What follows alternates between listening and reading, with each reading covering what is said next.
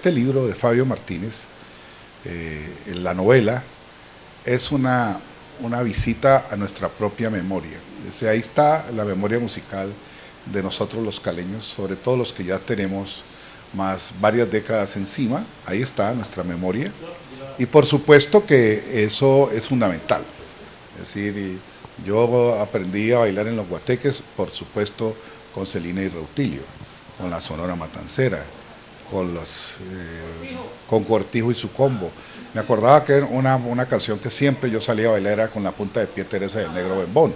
Y así por ahí, todos al leer el libro de Martínez nos dispara una memoria que llevamos en nuestro inconsciente, y que cada que mencionamos canciones, mencionamos autores, volvemos a ellos.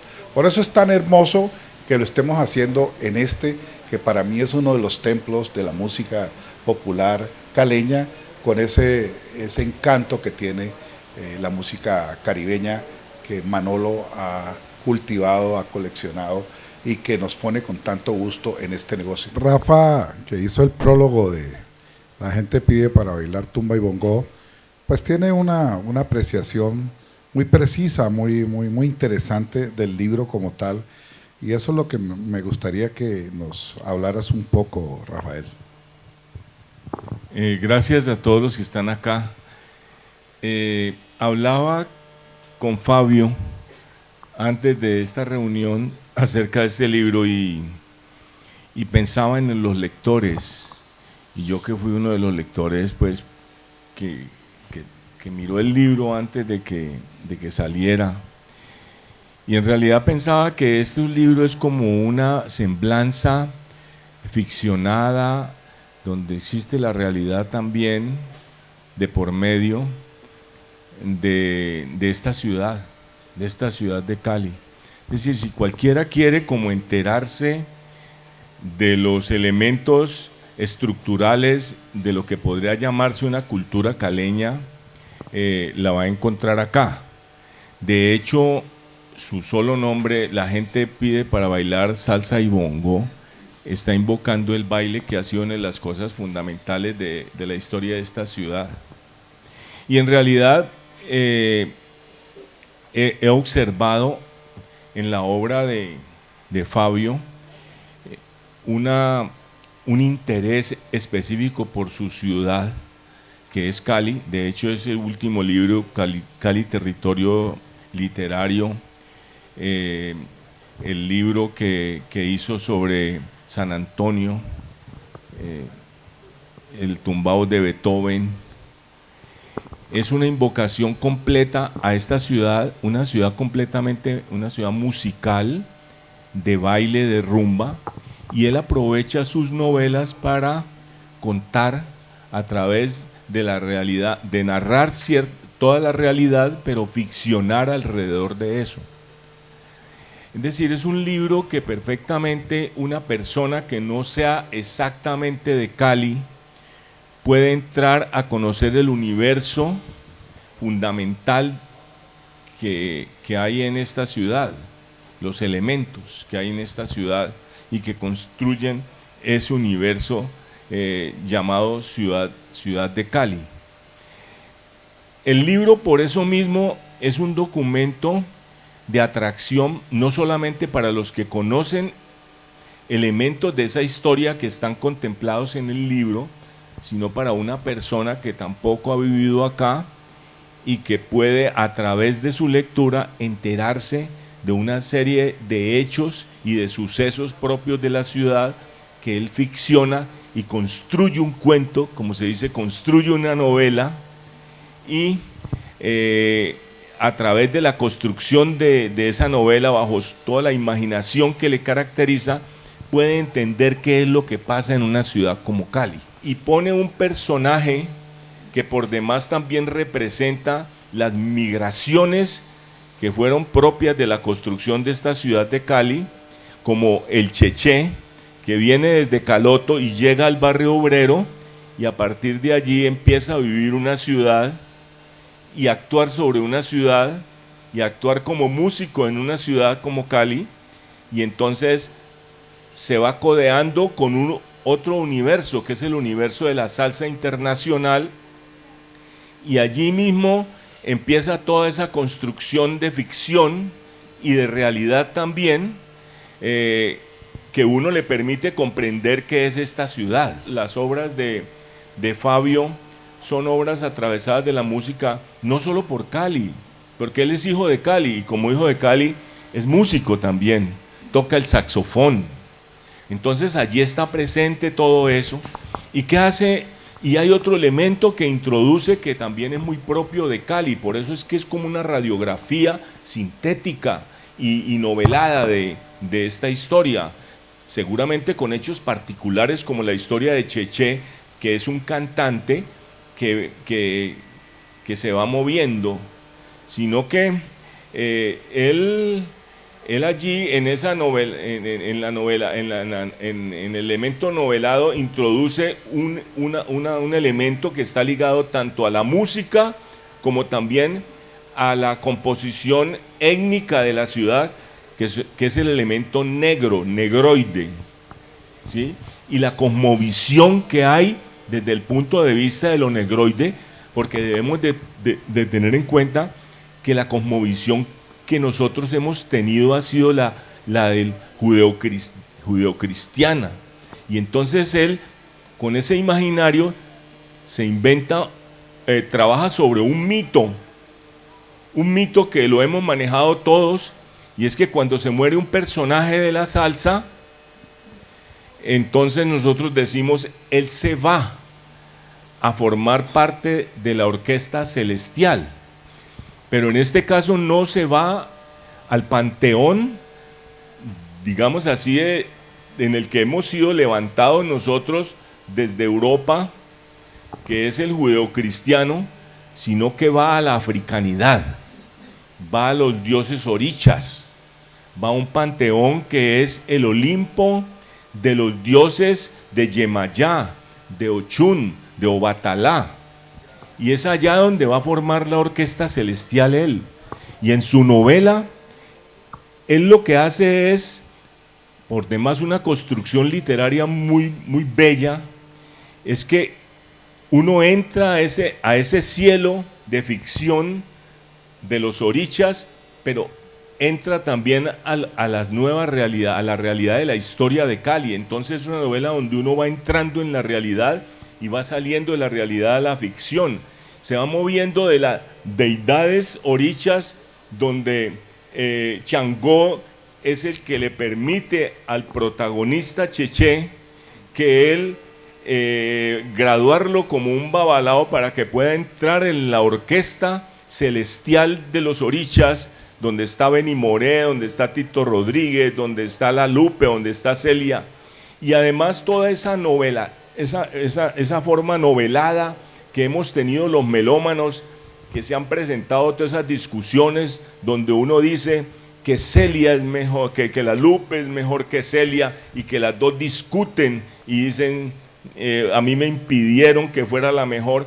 Entonces todo ese imaginario él lo introduce en esa novela, que Daniel Santos, que los cantantes del barrio obrero, como Tito Cortés, como los cantantes que hubo en el barrio obrero, imitaban a Daniel, y entonces la discusión que hay sobre eso, ellos en su momento allá, cuando se encuentran en ese Olimpo, también entran a esa discusión. Es decir, él trae todo lo que ha sido ese imaginario salsero que hemos tenido nosotros, y esas discusiones coloquiales que hemos tenido alrededor de esos personajes. Pero lo que yo quiero destacar y colocar en un contexto muy importante es que esta novela de Fabio y una que acaba de sacar una caleña que se llama Adelaida Fernández hace 2 años, que se llama Toque de Son Colorá, que se la recomiendo, es la primera vez que nuestra narrativa, que ha tenido mucho que ver con esta tradición popular, con las músicas,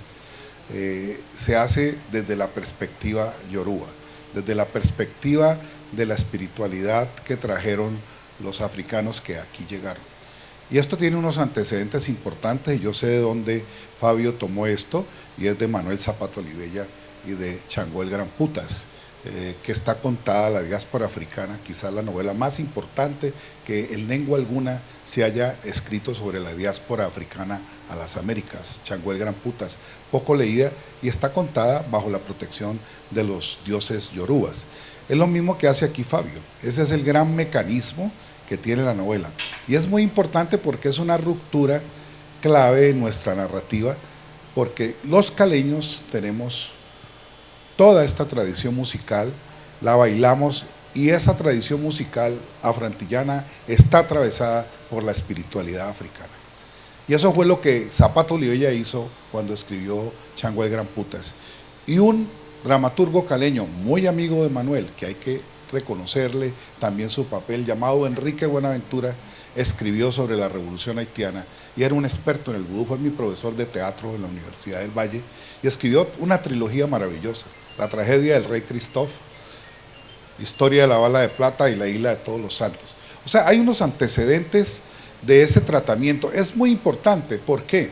Porque los caleños tenemos que pasar a un nivel superior de comprensión de esta tradición que llevamos inconscientemente, que bailamos. Yo escribí hace unos 7, 8 años un artículo sobre Celina y Reutilio, en donde yo reconocía, ahora que soy experto en la obra de Manuel, que estudia las religiosidades de matriz africana, que viví en el Brasil, que estuve investigando durante 3 o 4 años en Salvador Bahía, que es la meca de las religiones de matriz africana en América. Ese es un país donde predomina esas religiones, donde hay ritualidad. Aquí no quedó porque éramos muy poquitos y no hubo concentración por economía de plantación, sino en minería y quedaron muy dispersos. Y entonces esa religiosidad es clave, entenderla, comprenderla y va a ser el nivel superior de toda esta música, porque yo decía en esa época que yo bailé en todos los guateques populares muchacho que iba a Changó, pero yo no sabía quién era Changó. Y la importancia que tiene Changó en la religiosidad yorubana es fundamental, es clave, y Fabio lo retoma, es el que va a proteger a Cheche y en el que se va a tener un mínimo de iniciación a través de Celina, que entre otras cosas era una música santera, pero yo lo que quiero llamar es que esa es uno de los aciertos fundamentales del libro de Fabio. La historia de Cheche,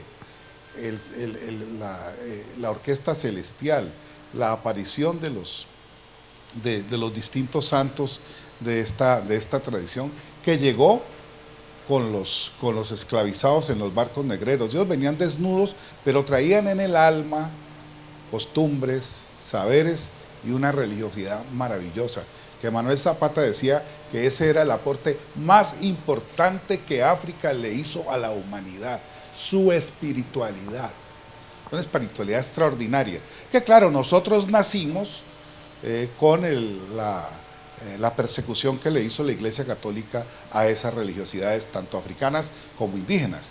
Y no es sino ver la Inquisición en Cartagena, ver el segundo capítulo de Chango el Gran Putas para que ustedes vean cómo trataba la Inquisición española todas las sabidurías, las prácticas religiosas, el tambor y todo lo que se hacía en los cabildos en el caso de Cartagena, pero eso fue generalizado en todas partes, hasta que con la liberación de la esclavitud se fueron afirmando y donde más tenían fuerza, pues hoy son religiones reconocidas, como es el caso de Brasil, como es el caso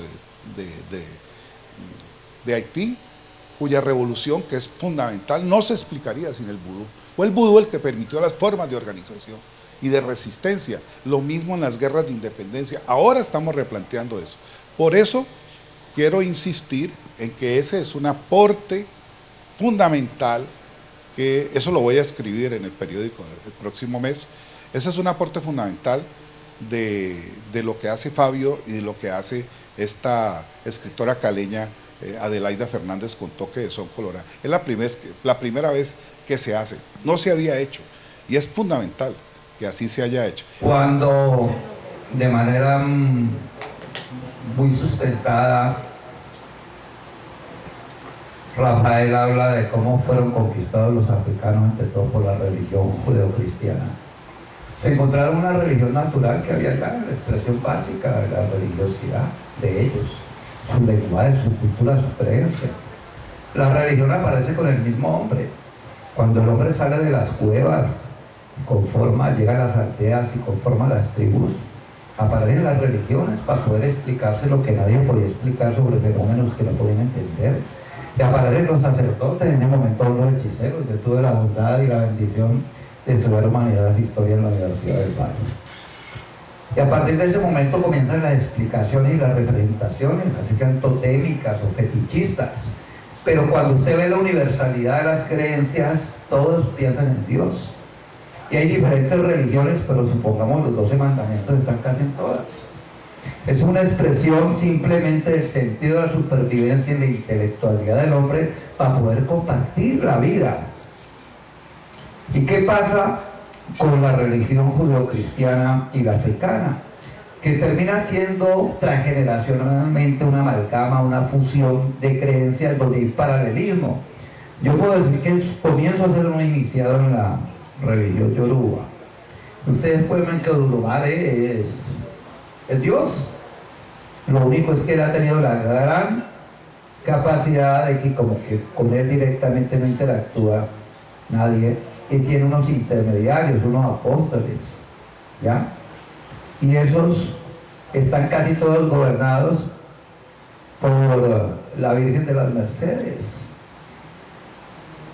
Y aparece un San Francisco de Asís que se llama Orula y que es como el santo superior y el más perfecto.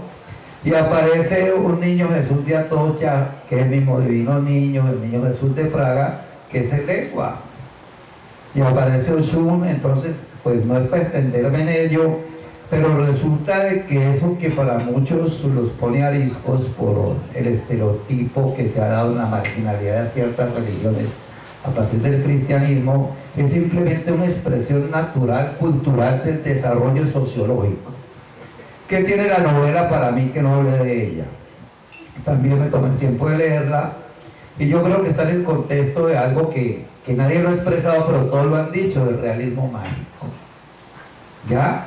Donde de manera casi imaginaria o metafórica y partiendo de lo real, con personajes como reales que por algún motivo no se nombraron como tal, como el gran Cheche. El único que sabe el motivo es Fabio. Se hizo la figuración de un fenómeno real que se dio en Cali alrededor del baile, la música y lo que realmente expresa cuando uno ya ha leído todo sin apuntar en una libreta, hacer separaciones de ningún tipo, es que uno termina conociendo a Cali. Con lo imaginario, con lo real, con lo que pudo pasar, con los vivos, con los muertos. Cuando nos damos cuenta, tenemos a Cali en nuestro corazón, en nuestra mano, en nuestro sentimiento y en nuestra vibra. Quiero agradecer también pues a Manolo Vergara, porque veo que cada vez más este emblemático sitio situado en el Parque Alameda se está convirtiendo como una especie de sitio multifuncional, donde no solo se escucha música, sino que también se baila, se establecen relaciones humanas que son tan importantes en este momento, pero aún más, con esta presentación de mi libro, aquí se está inaugurando esa franja de tipo cultural que es tan necesaria que tengamos que establecer, ¿no?, como paso comunicante con la cultura popular, como lo ha planteado muy bien Darío en ese sentido. Eso realmente yo lo agradezco. A mí me ofrecieron hasta el Palacio de Nariño en Bogotá para hacer esta presentación, pero pues yo no pertenezco a la generación de los neutros y le tuve que decir al señor presidente que no, una vez más. Entonces preferí el habanero del Parque Alameda, el habanero, porque es popular y porque representa la cultura popular. Yo quiero decir 2 o 3 cosas porque después viene una sesión de música, ¿no? Publicidad política pagada. Traje también algunos libros para la venta, aunque Darío dice que el mejor libro que se vende es el que se regala, ¿cierto? Por eso están tan pobres los escritores. Que se presta y nadie devuelva. Sí, el que se presta y nadie devuelva, ¿no? Yo me he prometido no volver a regalar libros, pero casi siempre caigo en la tentación.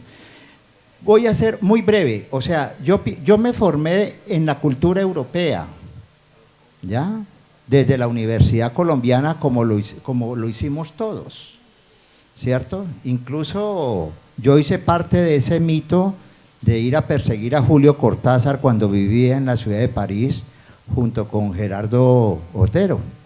Y alguna vez a Cortázar nos lo encontramos caminando por el canal de San Martín, todos los días lo buscábamos en París, ¿no? O sea, Cortázar nos movilizó a toda una generación de latinoamericanos. Y una vez que nos lo encontramos, él era un hombre largo y grande porque sufría de acromegalia, aumentaba de altura 1 centímetro cada año, ¿no? Nos lo encontramos y él como que nos reconoció que éramos los grandes lectores de Rayuela y nos dijo explícitamente, esto no es ficción, en realidad, nos dijo, che, soy yo, ¿ya? Nosotros pues quedamos completamente anonadados, atortolados. Yo que estoy viviendo en los últimos años, un proceso de desenjalmamiento, porque veníamos, esta generación venía enjalmada por la cultura europeizante, ¿no? Mirábamos al otro, pero no nos mirábamos nosotros mismos, que es lo que nos pasa a los colombianos. A los colombianos lo que nos pasa en este momento es que nos conocemos, pero no nos reconocemos.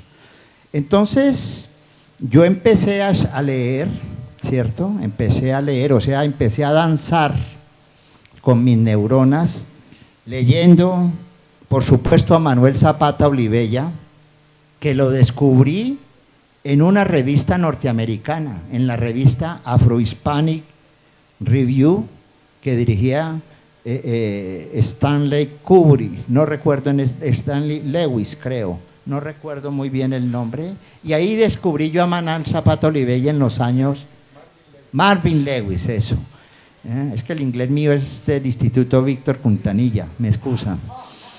Entonces, ahí descubrí a Manuel, o sea, descubrí a un autor caribeño del Caribe colombiano en una revista norteamericana. O sea, ahí teníamos un problema ya de identidad muy grave. Y empecé a leerlo. Y empecé a leer también, bueno, leíamos a Carpentier, ¿cierto? Y leímos ese famoso libro, La historia de la música en Cuba. Pues porque nosotros nos pasábamos en el bar Escalinata, en el Séptimo Cielo, en el Cabo Rojeño, bailando música cubana, pero no sabíamos qué era la música cubana. Carpentier escribió ese famoso libro. Si alguien quiere saber de música cubana, tiene que leer La historia de la música en Cuba. Y leímos también a otro autor, cubano, Fernando Ortiz, ¿no? Al respecto. Entonces yo ese fue el proceso de irme quitando la costra o la enjalma europeizante, que infortunadamente pues algunos colegas en la universidad y en la Academia Colombiana todavía sostienen. Yo tengo amigos negros que se parecen a Kant, ¿no? Y a Hegel, pero jamás se identifican, por ejemplo, con un intelectual colombiano como Jorge Artel, por ejemplo, ¿no? Entonces, ese es un proceso largo, Cuando estuvimos con Darío en la presentación de la colección, de la primera colección afrocolombiana que hizo el Ministerio de Cultura en el año 2012, donde se publicó Changuel Gran Putas, ahí descubrimos que había una cultura literaria de origen afro muy importante, ¿no? que nos permitía establecer puentes y vasos comunicantes con la cultura caribeña y la cultura del Pacífico, porque así como se publicaron autores del Caribe como Zapata, como Óscar Collazos, por ejemplo, también se publicaron del lado de acá, como el ensayista chocuano Rogerio Velázquez, como Alfredo Banín, como Carlos Arturo Truque, un gran cuentista, etcétera, etcétera. Entonces esta novela, para ir sintetizando, es un poco el resultado de eso, o sea, Yo siempre he creído en una, digámoslo así, en una frase de Ernesto Sábato que dice que el verdadero escritor es aquel que escribe sobre la ciudad, que lo vio nacer, que lo vio parir y que lo vio crecer en ese sentido. Porque ahí está su educación fundamental, ¿no? Ahí está su educación sentimental. Para mí fue muy difícil. Yo me empecé a acercar a la cultura caleña y a la cultura popular, digámoslo así, por las ramas. Mi primera novela, que se publicó hace 30 años, cuando yo aún tenía pelo, ¿cierto? Y tenía utopías, fue en Un habitante del séptimo cielo, porque ahí rescato ese famoso título del grill, El séptimo cielo, pero la novela no transcurre en ese grill, sino que es la vida de dos jóvenes colombianos, que puede ser pues Gerardo Otero, ¿cierto? Y Miguel Ángel Reyes, vagando por París. Y me costaba mucha dificultad escribir sobre mi propio territorio. Había una serie de barreras, y entre ellas las barreras europeas. Entonces el resultado de esto fue esta reciente novela que hoy estamos presentando. Me interesaba muy en particular los años 60, porque en los años 60, y eso lo plantea muy bien en nuestro querido amigo recientemente desaparecido Edgar Vázquez Benítez, en La historia de Cali. En los años Cali se empieza a modernizar, y ahí empiezan a surgir las primeras discotecas de estilo neoyorquino, ¿no? El Escondite, un poquito más adelante Siboney. Bueno, Edgar Hernández se conoce muy bien ese circuito nocturno, ¿cierto? No como bailarín, ¿no? Sino como periodista, ¿cierto? Entonces a mí me interesaba esto. Quiero decirles lo siguiente: esta novela, porque yo siempre antes de publicar mis novelas las paso a mis amigos. Sería masoquista si se las pasara a mis enemigos, ¿ya? Entonces esta novela tuvo 5 lectores amigos, entre ellos Rafael Quintero, entre ellos Darío Henao, porque con Darío tenemos una complicidad a nivel de la amistad y a nivel literario ya de décadas, pero también se la pasé al babalao Jimmy Viera, que es un hombre de los más conocedores en la bugueño también, ¿no? Negro y bugueño, porque en Buga hay como 3 o 4 negros, los demás son blancos, los demás son cabal, etcétera, etcétera, ¿cierto? Eso.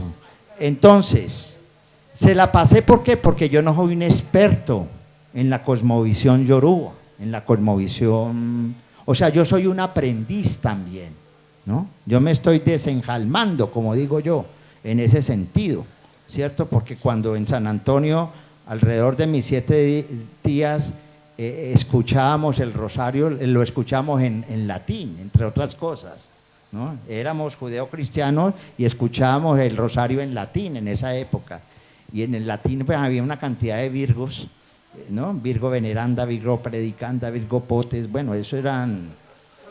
Todo el mundo allí era virgen, yo no sé qué pasaba, ¿ya? Y eso también es literatura fantástica, ¿cierto? Entonces, cuando el babalao Jimmy, que es un hombre, pues, yo creo de los más conocedores de la cosmovisión oricha, ¿cierto? Y que la ejerce también, él es un babalao, ¿no? Él es, ¿no?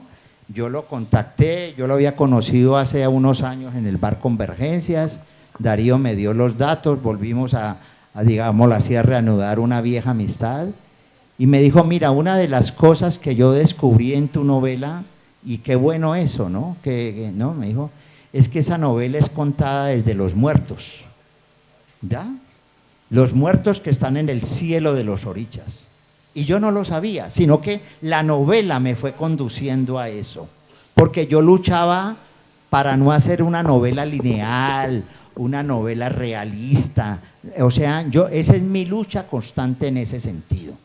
Entonces, por esa razón, ahora, la novela ya no me pertenece, la novela ya le pertenece a los lectores, yo no puedo decir, absolutamente nada de mi novela. Por esa razón me parece muy grata esta mesa con Darío, con Rafael y con Manolo Vergara, porque qué bueno escuchar por parte de los amigos, digámoslo así, reflexiones sobre uno lo que ha escrito. El lector es el que ayuda a enriquecer la novela, el que termina la novela. Yo dejo hasta allí y espero es que los lectores y las lectoras se acerquen a ello. Bien, ahora no es más, vamos a pasar, porque esta es una sesión literaria y musical, vamos a escuchar ahora al grupo, y yo quiero al grupo de Luis C., el grupo de son, 4 y son. Espíritu burlón, no puede con